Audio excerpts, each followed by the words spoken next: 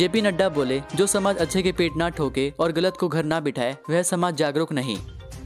कोठीपुरा में निर्माणाधीन अखिल भारतीय आयुर्विज्ञान संस्थान की ओपीडी का रविवार को केंद्रीय स्वास्थ्य मंत्री मनसुख मांडविया ने शुभारंभ किया।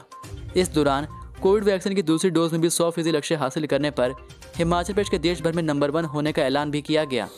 इस कार्यक्रम पर अपने गृह क्षेत्र पहुंचे भाजपा के राष्ट्रीय अध्यक्ष जेपी नड्डा ने कहा कि जो समाज अच्छे के पेट ना ठोके और गलत लोगों को घर ना बैठाए वह जागरूक नहीं है। उन्होंने कहा कि मेरा इशारा समझो, नेता नेतृत्व करने वाली पार्टी को आगे लाना है ताकि देश और प्रदेश सुरक्षित हाथों में रहे। जैसे ही नड्डा का संबोधन शुरू हुआ वैसे ही पूरा पंडाल शंख ध्वनि से गूंज उठा।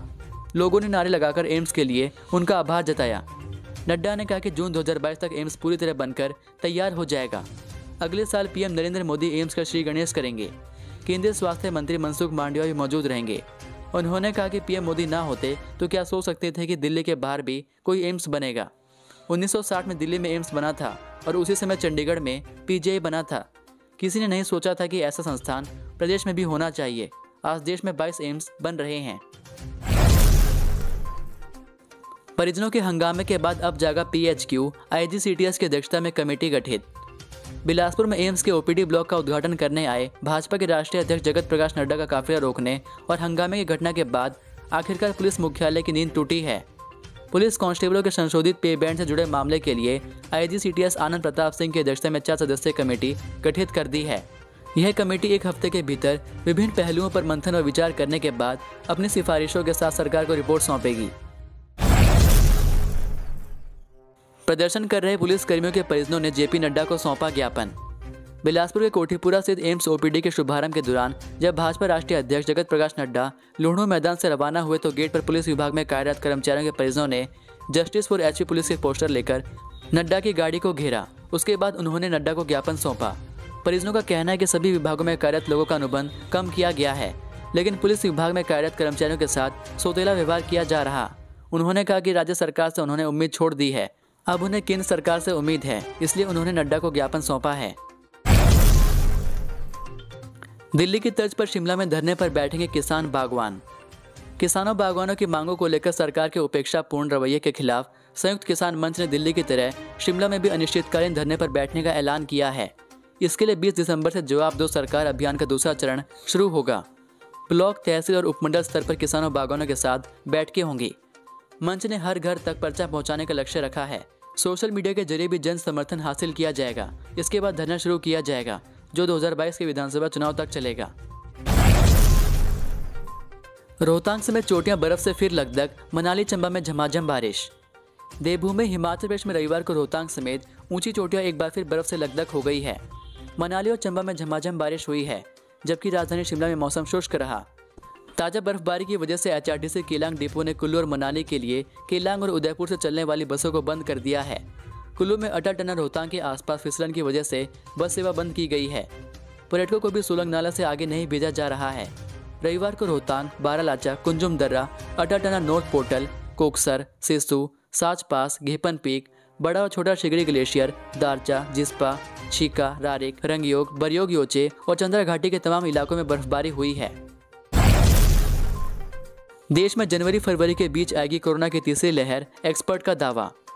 दक्षिण अफ्रीका में मिले कोरोना के नए स्वरूप ओमिक्रॉन को लेकर नई जानकारी सामने आ रही है। ओमिक्रॉन देश में तीसरी लहर ला सकता है क्योंकि इसमें ऐसे बदलाव देखे गए हैं जो पिछले वेरिएंट में नहीं दिखे थे। रविवार तक देश में ओमिक्रॉन के 5 मामले सामने आ चुके हैं और वैज्ञानिक आशंका जता रहे हैं कि जनवरी के आखिरी सप्ताह या फरवरी की शुरुआत में ओमिक्रॉन का पीक होगा।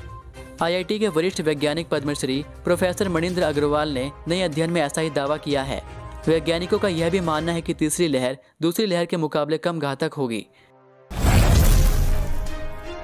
चिंतपूर्णी में 15,000 और नैना देवी में 18,000 श्रद्धालुओं ने नवाया शीश। प्रदेश की शक्तिपीठों में रविवार को श्रद्धालुओं की खासी भीड़ रही। कोरोना के बाद ओमिक्रॉन की लहर की भीड़ पर असर देखने को नहीं मिल रहा है। शक्तिपीठों के अलावा प्रदेश के बाजारों में लोग उमड़ रहे हैं।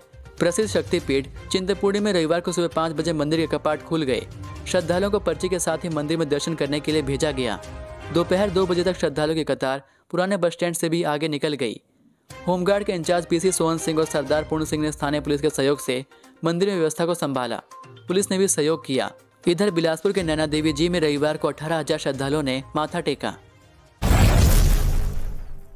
11 को विधानसभा का घेराव, 8 को बोर्ड मुख्यालय और प्रदर्शन करेंगे बिजली कर्मचारी। हिमाचल प्रदेश बिजली बोर्ड कर्मचारी यूनियन के केंद्रीय कार्यकारिणी के पदाधिकारियों की वर्चुअल बैठक में कई मुद्दों पर चर्चा की गई। इसमें पुरानी पेंशन बहाली की मांग को लेकर NPSEA की ओर से 11 दिसंबर को धर्मशाला में विधानसभा के बाहर होने जा रहे प्रदर्शन का समर्थन किया गया और निर्णय लिया गया कि यूनियन के प्रदेश भर से हजारों कर्मचारी भी इसमें शामिल होंगे। बिजली बोर्ड लिमिटेड का अधिकतर कर्मचारी भी NPS के दायरे में आता है। हिमाचल प्रदेश राज्य बिजली बोर्ड कर्मचारी यूनियन के प्रदेशाध्यक्ष कुलदीप सिंह खरवाड़ा ने कहा कि न्यू पेंशन स्कीम कर्मचारियों के साथ मजाक है। 8वीं कक्षा के छात्र पर जानलेवा हमला, पीड़िता IGMC में भर्ती, पुलिस ने दर्ज किया मुकदमा। शिमला में मल्याणा के जंगल में एक स्कूली छात्रा पर जानलेवा हमला हुआ है। छात्रा की आंख, गर्दन, बाजू और सिर में गंभीर चोटें आई हैं। चिकित्सकों की निगरानी में छात्रा का उपचार चल रहा है। छात्रा अभी बेहोश है। पीड़ित शहर के एक सरकारी स्कूल में 8वीं कक्षा में पढ़ती है। पुलिस ने हत्या के प्रयास में अज्ञात शख्स के खिलाफ मामला दर्ज कर आगामी कार्रवाई शुरू कर दी है। घटना देर शाम छोटा शिमला थाना क्षेत्र में सामने आई। जंगल के रास्ते में पैदल आवाजाही कर रहे लोगों ने 14 साल की बच्ची को बेसुध हालत में पड़ा देखकर पुलिस को इसकी सूचना दी। आनंद फानन में किशोरी को उपचार के लिए अस्पताल ले गए। यहाँ पर पीड़िता को उपचार दिया जा रहा है। सड़क से पलटकर खेत में गिरी कार, युवती की गई जान, 2 घायल। हिमाचल प्रदेश के पठानकोट चंबा NH पर जंदांगड़ में एक कार सड़क से पलटकर खेत में जा गिरी। हादसे में कार सवार एक युवती की मौके पर ही मौत हो गई, जबकि अन्य 2 लोग गंभीर रूप से घायल हो गए। वहीं पुलिस ने मौके पर पहुंचकर शव को कब्जे में ले लिया और मामला दर्ज कर आगामी कार्रवाई शुरू कर दी है। जानकारी के अनुसार पठानकोट चंबा NH पर गाड़ी चंडीगढ़ से जिला चंबा के भले की तरफ आ रही थी। इसी दौरान तोनहट्टी व कटोरी के बीच जंदांगड़ में शनिवार देर रात कार दुर्घटनाग्रस्त हो गई। हादसे में एक युवती की मौके पर ही मौत हो गई, जबकि 2 लोग गंभीर रूप से घायल हो गए हैं। वहीं घटना की सूचना मिलते ही पुलिस ने मामला दर्ज कर आगामी छानबीन शुरू कर दी है। हिमाचल में 35 लोग संक्रमित, 80 हुए ठीक। हिमाचल में रविवार को कोरोना महामारी के मात्र 35 मामले सामने आए हैं। वहीं 80 कोरोना संक्रमित पूरी तरह से ठीक हुए हैं।